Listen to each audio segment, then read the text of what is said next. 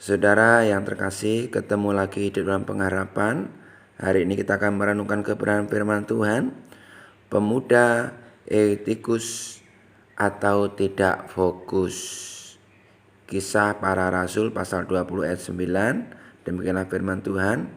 Seorang muda bernama Eutikus duduk di jendela. Karena Paulus amat lama berbicara, orang muda itu tidak dapat menahan kantuknya. Akhirnya ia tertidur lelap dan jatuh dari tingkat ketiga ke bawah. Saudara yang terkasih, hidup dalam pengharapan, peristiwa tentang seorang pemuda bernama Etikus yang mengantuk dan jatuh dari lantai 3 ini terjadi pada suatu minggu malam, yaitu ketika Paulus sedang memberikan khotbah perpisahan di Troas, sebuah kota yang menjadi tempat di mana lalu lintas penghubung Asia dan Eropa. Sekarang ini lokasi kota ini berada di sekitar Istanbul.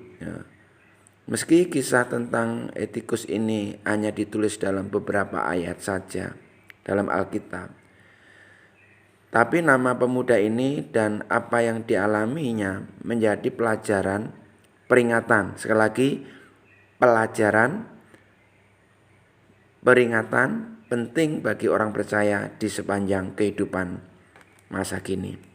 Ketika Paulus menyampaikan khotbahnya, pemuda yang bernama Etikus ini mendengar sambil duduk di jendela.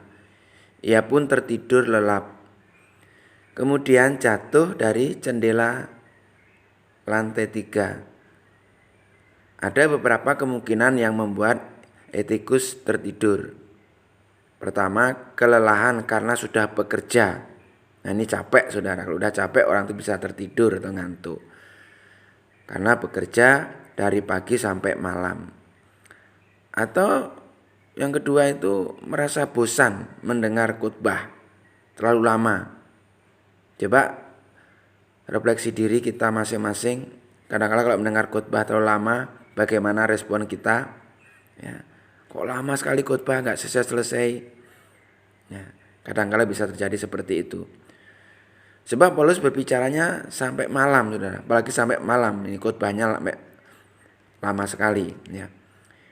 Diawali rasa bosan, ya, akhirnya tertidur.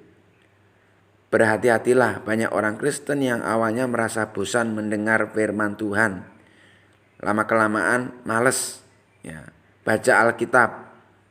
Kadang orang bosan malas baca Alkitab. Hari ini kalau saudara sudah mulai malas baca Alkitab, mari ingat bahwa kita harus banyak baca Alkitab. Kemudian malas beribadah. Sudah mulai malas untuk beribadah kepada Tuhan. Juga malas untuk pelayanan. Wah, ini sudah nggak mau melayani. Kemudian meninggalkan jam-jam ibadah. Ya, menganggap ibadah tidak penting.